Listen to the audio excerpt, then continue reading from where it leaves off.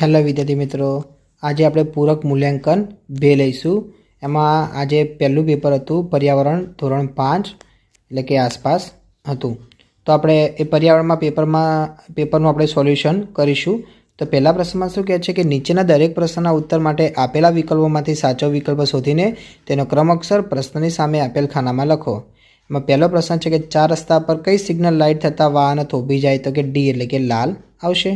બીજો, ટ્રકમાં ઈંધણ તરીકે શું વપરાય છે? તો કે બી એટલે કે ડીઝલ।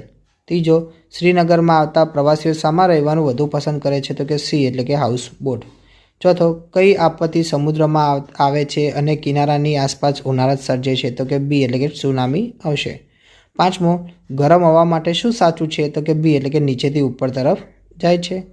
છઠ્ઠું, તમારે વાળ કપાવવાના છે તો તમે કોની પાસે જશો? તો કે ડી એટલે કે વાળંદ પાસે। સાતમું, ટીમમાં કઈ ભાવના પ્રબળ હોય તો ટીમ સારું પ્રદર્શન કરી શકે? તો કે ડી એટલે કે ટીમના દરેક ખેલાડીમાં ટીમ ભાવના હોવી જોઈએ।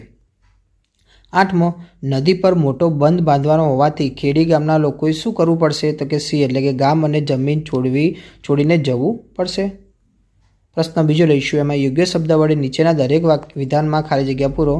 પહેલો છે કે વાહનોમાંથી નીકળતા ધુમાડાથી આપણને ખાલી જગ્યાના રોગો થાય છે। તો કોના રોગો થાય છે? તો કે ફેફસાના।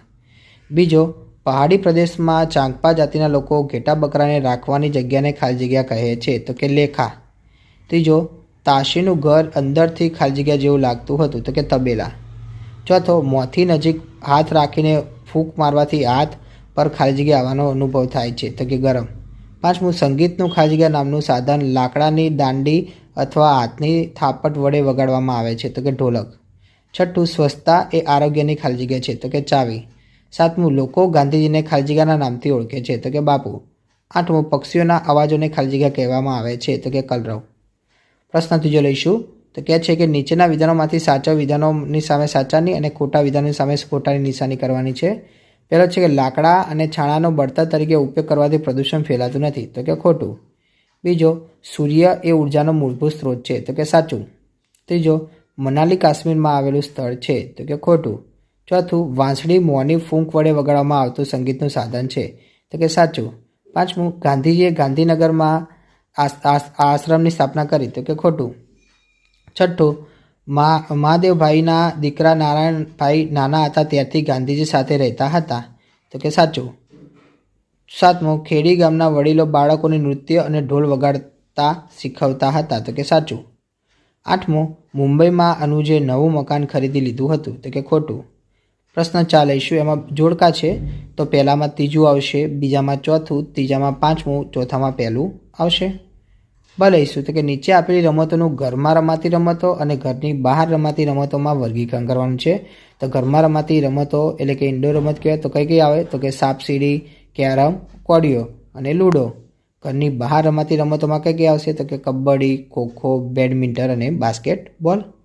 પ્રશ્ન 5માં લઈશું। નીચેના પ્રશ્નના ઉત્તર 1-2 વાક્યમાં લખવાના છે।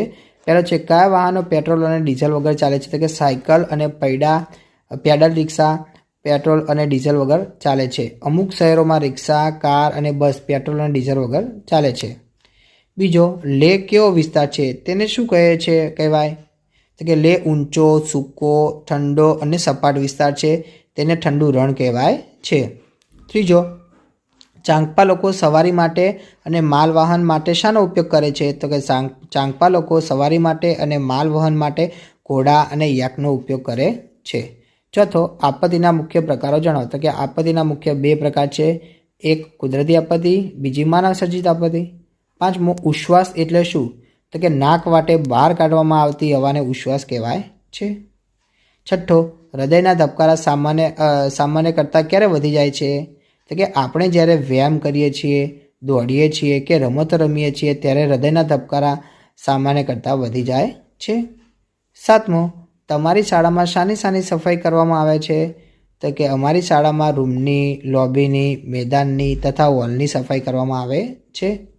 આઠમો, રમતમાં કેવા સ્પર્ધાને ટાળવી જરૂરી છે?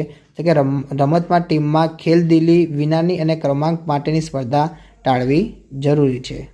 નવમો, ખેડી ગામ કેવી જગ્યાએ આવેલું છે? તો કે ખેડી ગામ ગાઢ લીલા જંગલો અને પર્વતો વચ્ચે આવેલું છે। 10મો, તહેવારોના સમયે અનુજ અને તેના મિત્રો શું કરતા હતા? તો કે તહેવારોના સમયે અનુજ અને તેના મિત્રો નૃત્ય કરતા અને ઢોલ વગાડતા હતા. વિદ્યાર્થી મિત્રો, તમને મારો વિડીયો ગમ્યો હોય તો ચેનલને લાઇક, શેર અને સબસ્ક્રાઈબ કરવાનું ભૂલતા નહીં.